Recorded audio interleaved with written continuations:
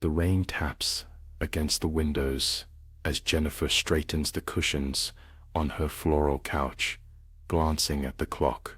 The book club is late, or rather, just the three new members, their faces still vivid behind her closed eyelids, their laughter grating in her living room, echoing long after they left the last time.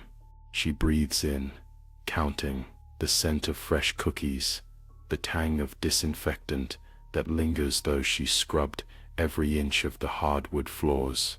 Last Friday, police officers walked her garden, treading upon petunias, asking if she'd seen anyone near the house, anyone suspicious.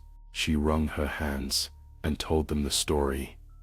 A man in a dark coat, always standing on the sidewalk out front, sometimes staring, sometimes whispering. She'd caught glimpses of him, looking through the curtains, as the book club giggled over wine, the silhouette stark and chilling. She told the police he must have followed her friends home. Tonight, Jennifer stares at the empty armchair they always joked was haunted.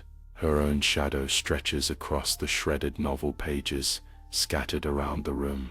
Her club was a family, her only companions since David and the kids left, one by one, washed away in the tide of her own loneliness. She sees flashes, the broken stem of a wine glass, a scream muffled by a throw pillow, a hand, her own, white-knuckled and trembling, pressing down, until there's only silence.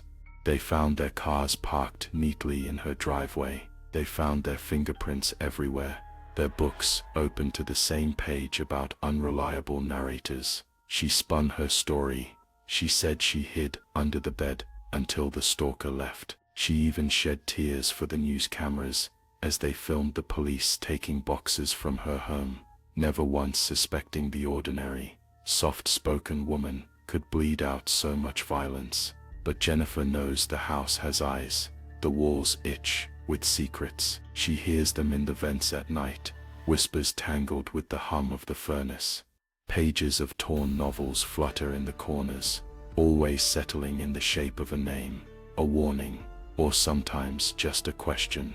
This evening, they gather at the table again, drinking imagined wine, reading a story only she remembers. She hears their laughter, sharper now, somewhere behind the door she cannot open. There's tapping on the window, the rain, or perhaps the patient, persistent knuckles of someone long dead. Jennifer sits perfectly still, watching her reflection in the blackened glass, wondering which of them is real, and when the story will finally end.